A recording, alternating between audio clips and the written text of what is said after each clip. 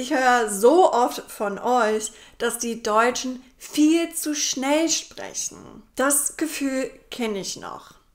Das erste Mal, dass jemand mir gesagt hat, dass die Deutschen gar nicht so schnell sprechen, sondern ich einfach langsam höre, konnte ich es gar nicht glauben. Aber tatsächlich ist es so. Das heißt, wir müssen unser Hörverstehen-Muskeln trainieren. Das häufigste Problem, das ich gesehen habe, ist, dass Deutschlerner und Sprachlerner allgemein eben in unrealen Situationen lernen.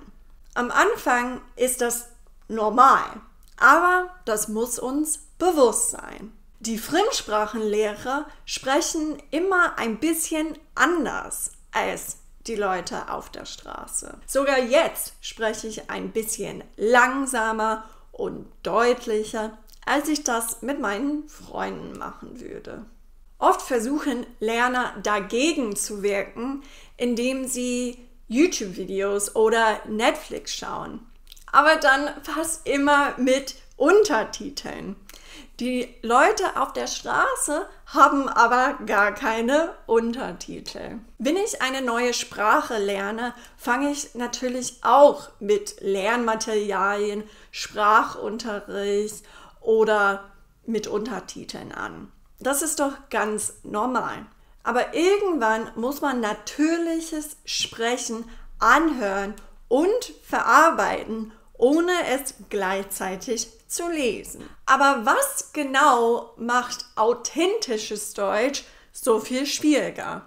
Auslassungen. Erstmal werden viele Teile von Wörtern oder sogar ganze Wörter weggelassen. Ich-Form.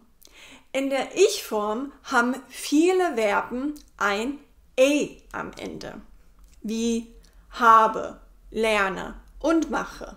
In der gesprochenen Sprache und besonders in der Umgangssprache wird das aber sehr oft weggelassen. Also spricht man es gar nicht aus. Zum Beispiel, ich habe das schon gewusst. Deutsch lerne ich schon länger. Die Hausaufgaben mache ich später.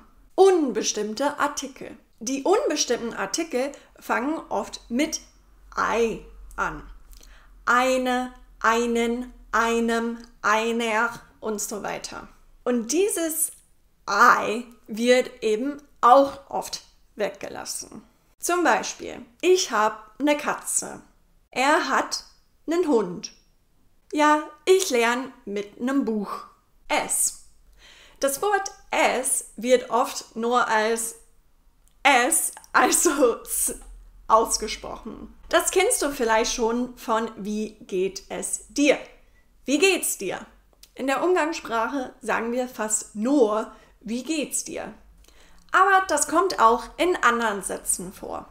Zum Beispiel, in Berlin gibt's viele Schulen.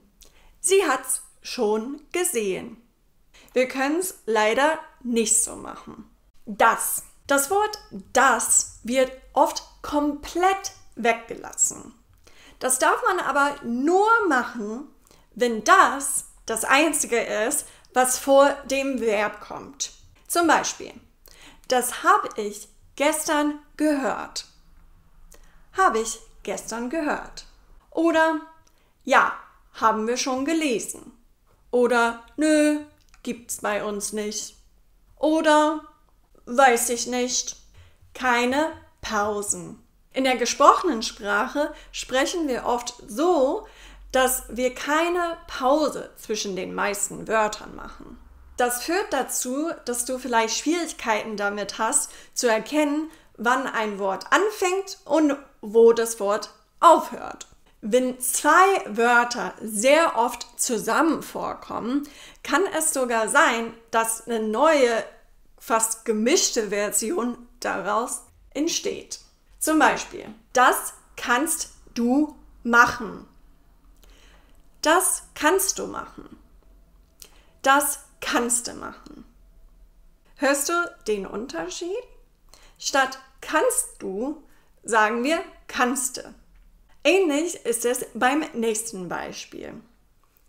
Wo hast du das gefunden? Wo hast du das gefunden? Wo hast du das gefunden? Das heißt, anstatt hast du, sage ich haste. Auch im nächsten Beispiel sehen wir etwas Ähnliches. Das ist sehr gut. Das ist sehr gut. Das ist sehr gut. Hörst du den Unterschied? Statt ist sehr, sage ich ist sehr. Es ist quasi nur ein Wort. Unvollständige Sätze und Neuanfänge. In der authentischen Sprache beendet man nicht alle Sätze, die man anfängt.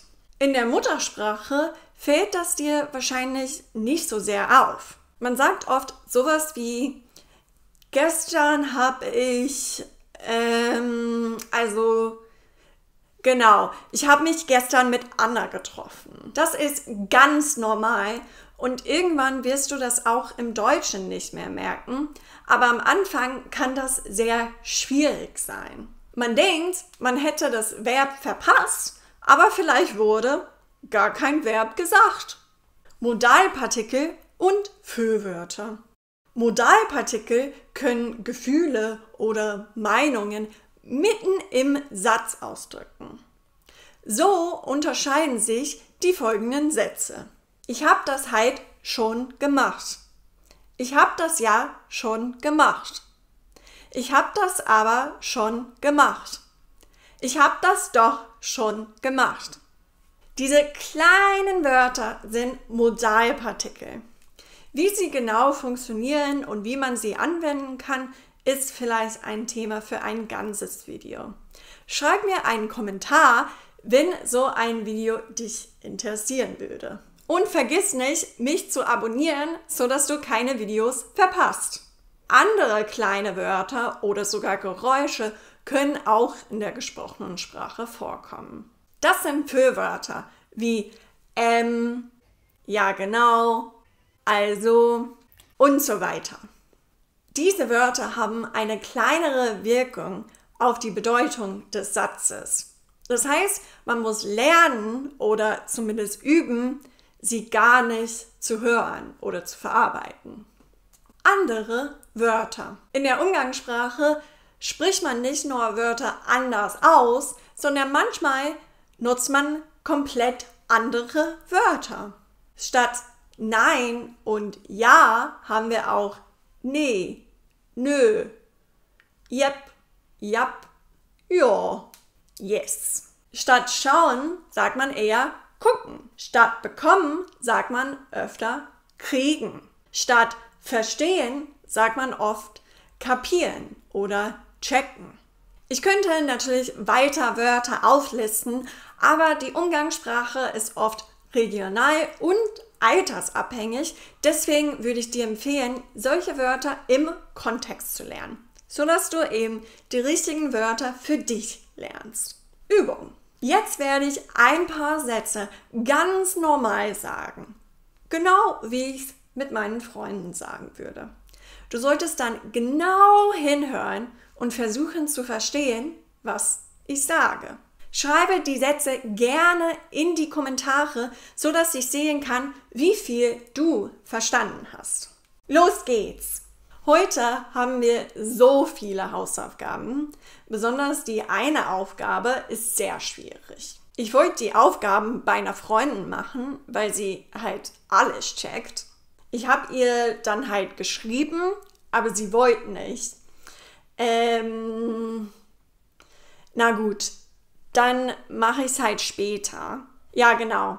Ich werde dann erstmal... ich gucke einfach eine Folge von irgendeiner Serie. Das war's. Hast du es verstanden? Schreib es unbedingt in die Kommentare. Abonniere meinen Kanal, wenn du mehr authentisches Deutsch lernen willst. Und bis zum nächsten Mal.